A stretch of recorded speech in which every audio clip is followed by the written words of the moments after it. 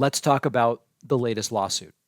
There is another lawsuit seeking to disqualify Donald Trump on a constitutional basis from being on the 2024 presidential ballot.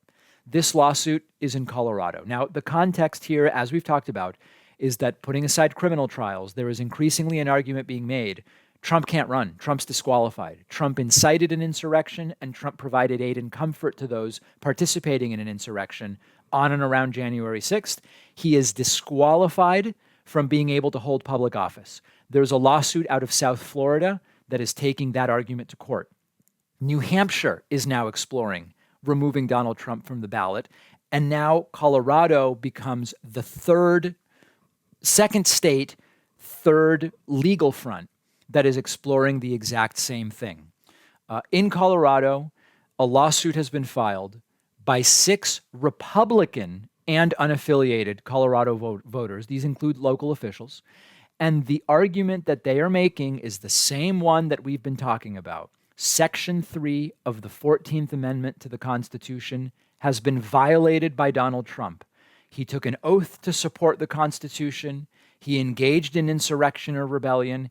He provided aid and comfort to those participating in insurrection or rebellion, and he simply cannot run. He cannot hold public office. Now, of course, I agree. He did that, and he should be ineligible to run. There is a practical question here, and the practical question is, this is done state by state. Trump maybe would win New Hampshire, maybe he wouldn't, but New Hampshire is very unlikely to be the difference-making state. You can draw up a scenario where New Hampshire is the difference maker that gets one or the other candidate over 270 electoral. Very unlikely. So sure, New Hampshire might say Trump's not allowed on the ballot, but it's not ultimately going to decide the presidency. Similarly, Colorado. Colorado is a blue state. They're not going to vote for Donald Trump or Ron DeSantis or Vivek Ramaswamy. They are, in all likelihood, going to vote for Joe Biden to be president, if that is indeed who is representing the Democrats on the ballot. So Colorado can now go through this and say Trump's not going to be allowed. But those electoral votes were already in the imaginary bank of electoral votes for Joe Biden. So the question becomes, will Florida do it? Will Ohio do it? What about a state like Texas, Georgia, Arizona? If they don't, you could have 25 states decide Trump's disqualified and he's not allowed on the ballot, and it makes literally no difference to the number of electoral votes Trump ends up with. So we're going to have to follow this. Colorado's going blue anyway, New Hampshire unlikely to make a difference. But the important thing here is the allegation is completely accurate. And we are very close to elections.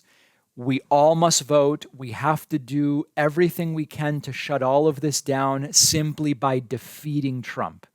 If we get the benefit of criminal trials that make it impossible for him to run a campaign, we'll obviously take it. If we get the benefit of some state that might make a difference, saying Trump's disqualified on constitutional grounds, obviously we will take it. But we really need, I know, blue wave, it's so cliche. 2018, 2020, and 2022 were not good for Republicans relative to what they could have been, relative to what they were expected to be. We need to be absolutely certain you're registered to vote, you know when the election is, you know where you're voting, or you've requested an absentee ballot, you've talked to your friends. We can't leave it to chance. And so now usually it's, hey, my friends, no matter what the polls say, we plan to vote. Now it's, no matter what the polls say, no matter whether it looks like Trump will be in prison, no matter whether it looks like Trump will be disqualified constitutionally, put all of that aside.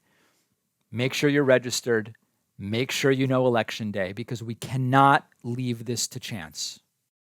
One of our sponsors today is Magic Spoon, the breakfast cereal with the crunchy, sweet goodness you love, but with high quality ingredients, less sugar, and more protein. Magic Spoon has 0 grams of sugar, It's packed with 13 to 14 grams of protein and just 4 to 5 net carbs.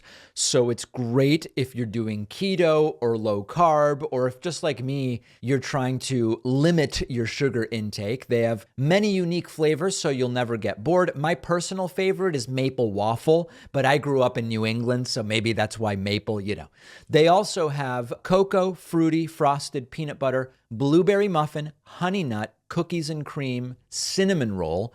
Sometimes there's really just no substitute for sitting down with a nice bowl of cereal. Who doesn't love that? When the mood strikes, go for something more wholesome with plenty of protein and without all the sugar. If you don't love Magic Spoon as much as I do and our team does, Magic Spoon will refund all of your money, no questions asked. Simply go to magicspoon.com/Pacman. You can create a custom bundle and use the code Pacman for $5 off. The link is down below.